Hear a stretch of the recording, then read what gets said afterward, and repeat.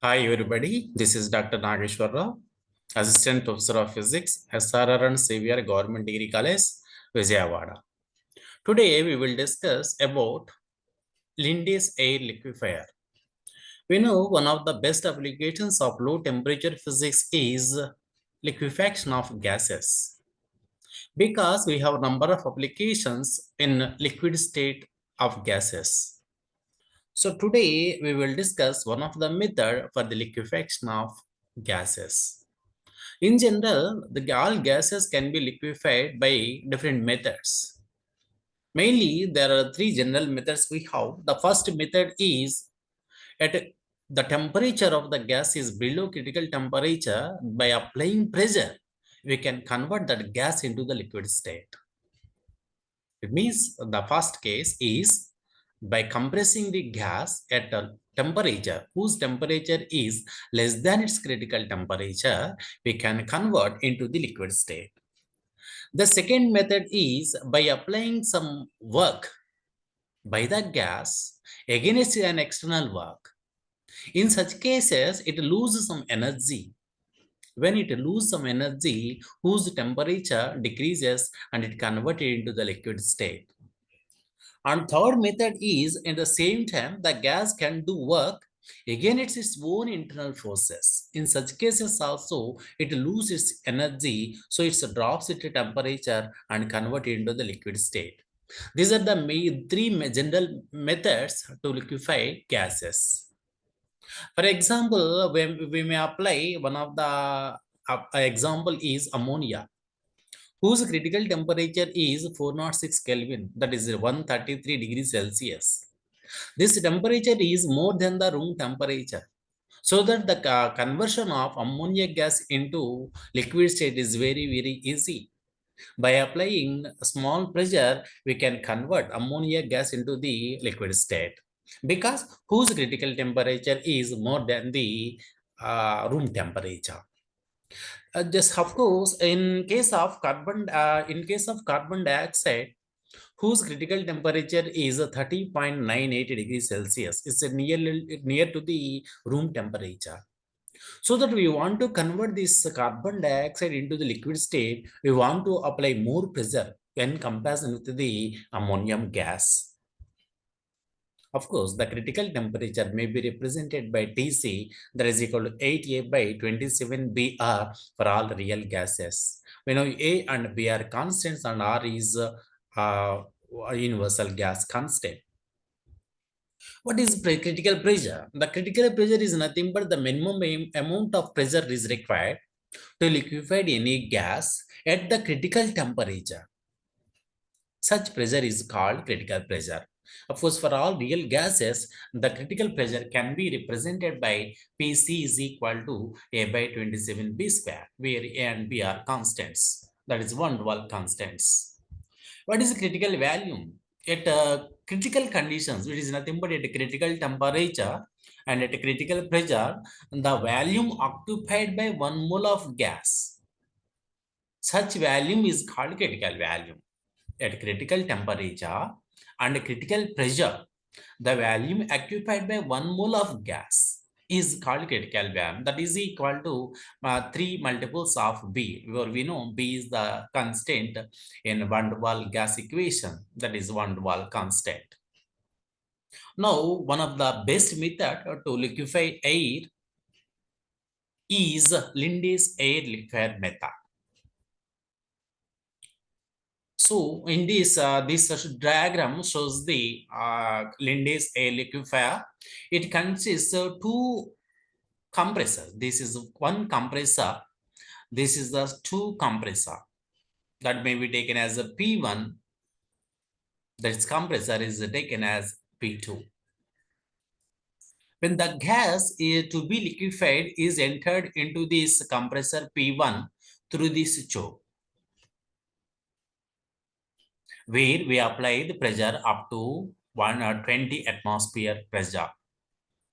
Where we apply the pressure at compressor P1 is 1 to 20 atmosphere. At this pressure, the gas is entered through the cold water bath,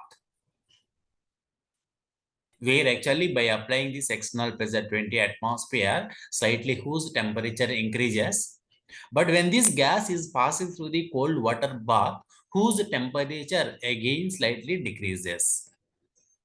And this temperature, low temperature gas is entered into the another bath. It contains potassium hydroxide and a calcium chloride and a phosphorus pentoxide. What is the importance of this caustic potash, that is potassium hydroxide, calcium chloride, and potassium phosphorus pentoxide in this chamber? Because these elements, that is caustic potash, calcium chloride, and phosphorus pentoxide, absorb the carbon dioxide and water vapor. Why you want to remove this carbon dioxide and water vapor from the air before converting into the liquid state? We know the critical temperature of the air is nearly 183 degrees Celsius. But we know the melting point or maybe freezing point of water is only 0 degrees Celsius. And carbon dioxide is nearly 31 degrees Celsius. But here, the critical temperature of this air is minus 183 degrees Celsius. So that at such low temperatures, carbon dioxide and water is going into the liquid state. So that it frees all these tubes.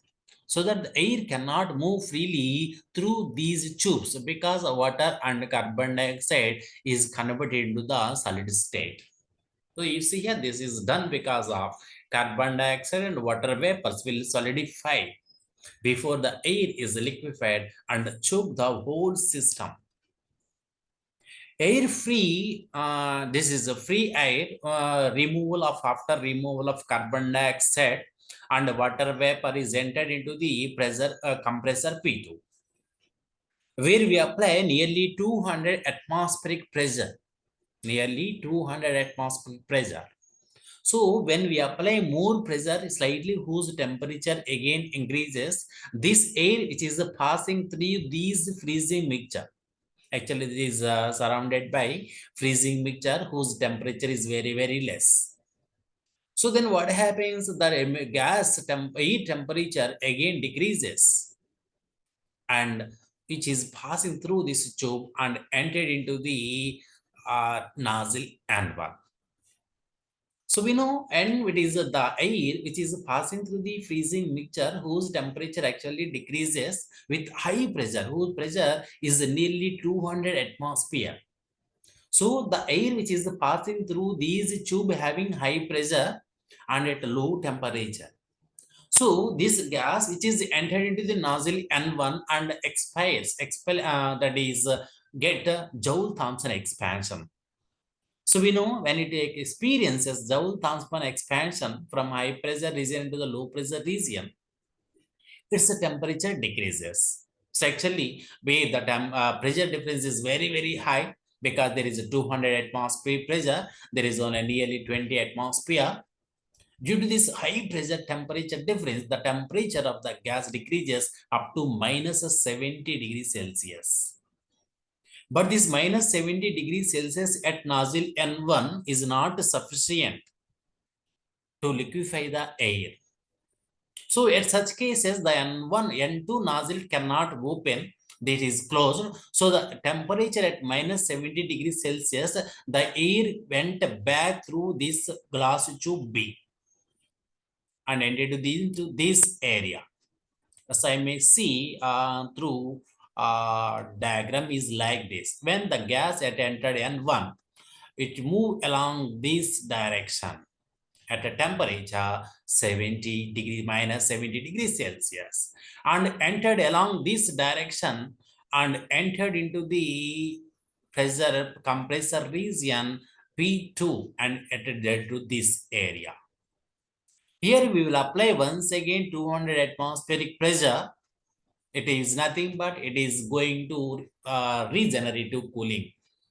So when we apply again 200 atmospheric pressure, due to this high pressure difference, once again it is moving through the nozzle N1.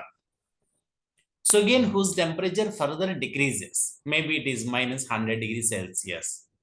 That minus 100 degrees Celsius is also not sufficient at N1 for liquefaction, and again it come back and enter into the compressor P2. So after several rounds, that is after that is regenerative cooling, whose temperature nearly reached minus 180 degrees Celsius. Then again, it is entered into the nozzle and two opens. So the principle of regenerative cooling takes place, and after few cycles, the air is cooled to sufficiently low temperature, that is nearly minus 183 degrees Celsius. Now the nozzle N2 opens. Then the gas at minus 183 degrees Celsius, which is passing through the nozzle N2 to 1 atmospheric pressure. Due to this, from high pressure region into the low pressure region, it's due to the Joule-Thomson expansion, whose temperature further decreases. That temperature is very much less than the critical temperature of the air, so it will be liquefied and entered into this area. So the liquefied air is entered into this vessel at 1 atmospheric pressure. This liquefied gas or maybe air is passing through this tube. This is called Dewar flask D. This liquefied air is stored in this Dewar flask. So this means nothing but the liquefied is collected in the Dewar flask D. This is the procedure to get the liquefaction of air by using the Linde's liquefier method. So we have a number of methods. We will discuss next method tomorrow. Thank you very much.